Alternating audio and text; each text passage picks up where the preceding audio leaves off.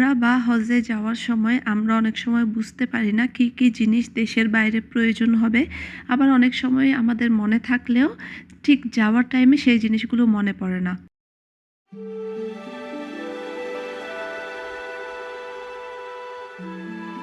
আসসালামু আলাইকুম। উমরা বা হজ যাত্রায় আমরা অনেক সময় কি কি নিব সেই জিনিসটা বুঝতে পারি না। আবার অনেক সময় হয় কি আমরা জানি কি কি নেওয়া প্রয়োজন, কিন্তু ঠিক যাওয়ার টাইমে আমাদের সেটা মনে পড়ে না। তাই আমি চেষ্টা করেছি আমার উমরা বা হজ যাত্রায় আমি যা যা জিনিস নিয়ে যাচ্ছি সেগুলো আপনাদের সাথে শেয়ার করতে। শুরুতে আমি যে বড় লাগেজটা দেখিয়েছি সেটি আমি নিয়ে যাব। সাথে যে ছোট ব্যাগ ওটা আমি সবসময় সাথে রাখার জন্য নিয়ে যাব। আমি প্রথমে যা যা নিব সবগুলো একটি টেবিলে সাজিয়ে নিয়েছি। আমার যা যা প্রয়োজন মনে হয়েছে সেগুলো। এখানে আমি 3 পিস নিয়ে নিয়েছি 6 টা। আপনি চাইলে কম বা বেশি নিতে পারেন। যদি আপনি আ হজের জন্য যান ১ মাসের জন্য, তাহলে আপনার ৬ টা 3 পিসই লাগবে। যদি আপনি ১৫ দিনের জন্য যান উমরা হজে, তাইলে আপনার এর চেয়ে ১ টা বা ২ টা কম নিতে পারেন। এরপর আমি নিয়ে নিয়েছি ২ টা টি-শার্ট, একটা ব্ল্যাক অ্যান্ড একটা হোয়াইট। তারপরে আমি নিয়ে নিয়েছি বেশ কয়েকটা ট্রাউজার এক্সট্রা। এই ট্রাউজারগুলো হচ্ছে যদি কখনো আমার প্যান্ট চেঞ্জ করার প্রয়োজন হয় তাহলে যাতে আমি চেঞ্জ করতে পারি। এরপর আমি একটা পেটিকোট নিয়েছি বাই এনি চান্স যদি এটা প্রয়োজন হয় তাই। কাপড়গুলো সব একপাশে রেখে দিয়েছি। এরপর আমি এখানে নিচ্ছি কিছু ওড়না টাইপের হিজাব। এখানে আমি ৪ টা নিয়েছি। যেহেতু আমি প্রায়ই রেডি হিজাব ইউজ করি, তাই আমার মনে হয় না এই ওড়না টাইপের হিজাব খুব একটা বেশি কাজে আসবে। যার কারণে আমি ৪ টা নিয়েছি। এরপর এখানে ৪ টা নিয়ে নিয়েছি রেডি হিজাব। আপনি চাইলে শুধু রেডি হিজাবও নিয়ে যেতে পারেন। এতে কোনো পিন আপের ঝামেলা নাই।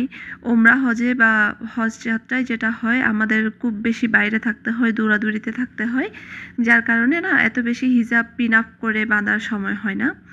এরপর আমি বোরকা নিয়ে নিচ্ছি ৫ টা, আমি লাগেজে নিয়েছি ৪ টা আর একটা আমি পরে যাব।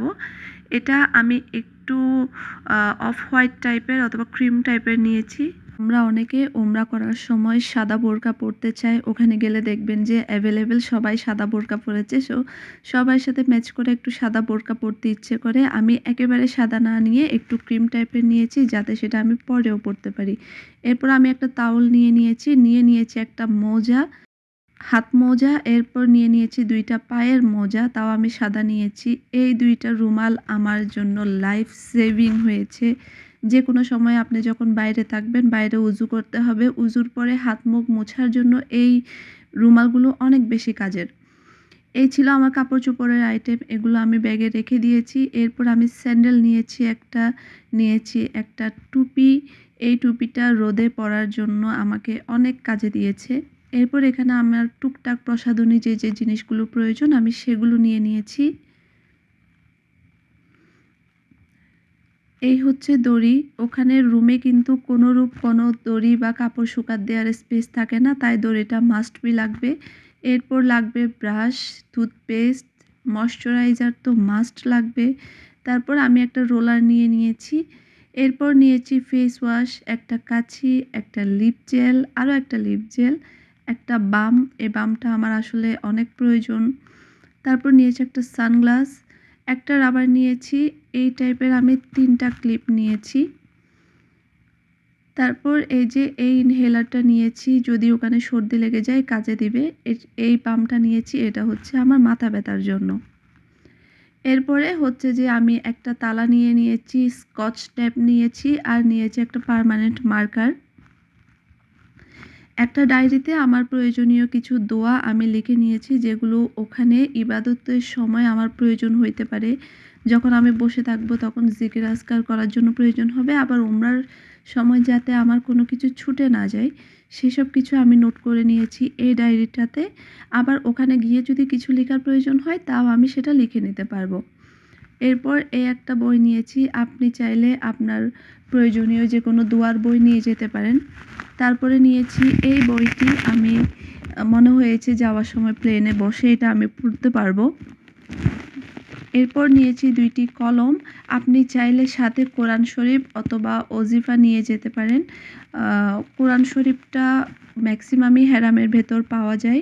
অনেক সময় যদি একটু দূরে বসেন তাহলে এটি খুঁজে নিতে একটু কষ্ট। তবে আমরা যাওয়ার সময় এয়ারপোর্টে আমাদেরকে কোরআন শরীফটা গিফট দেয়া হয়েছিল। আমি বাসা থেকে যাওয়ার সময় কোনো কোরআন শরীফ নিয়ে যাইনি। তবে আমার শাশুড়ি মা আমাকে একটা ওজিফা দিয়েছিল সাথে করে নিয়ে যাওয়ার জন্য। যেহেতু এটি ছোট আমি ব্যাগে সবসময় ক্যারি করতে পারবো। এরপর আমি এই তাসবিহটা নিয়েছি। মনে হয়েছে এটা প্রয়োজনে দিবে, যদিও হাতে গুনে জিকির করাটা অনেক বেশি উত্তম, তাও আমি এটা নিয়েছি। এরপরে নিয়েছি একটা চিরুনি, একটা সাবান। অনেক সময় সাবান হোটেল থেকে দেয়া হয়, অনেক সময় দেয়া হয় না। আমি ছোট্ট একটা সাবান নিয়েছি, খুবই পিচ্চি। মনে রাখবেন ওমরার সময় এহরাম পরার পরে কোনো রকম সাবান সুগন্ধি কিন্তু ইউজ করা যাবে না। তবে আপনি ওমরা শেষ করে এসে যখন এহরাম খুলে ফেলবেন চুল কাটার পরে, এরপর কিন্তু আপনি সাবান দিয়ে গোসল করতে পারবেন। সব কিছু করতে পারবেন আরকি, সুগন্ধি জাতীয় জিনিস ইউজ করতে পারবেন। এরপর আমি নিয়েছি একটা প্লেট। এই প্লেটটা আমার অনেক বেশি কাজে দিয়েছে আ যদি কোনো ফ্রুটস খাইতে হয় অথবা কোনো কিছু খাওয়ার সময় আরকি।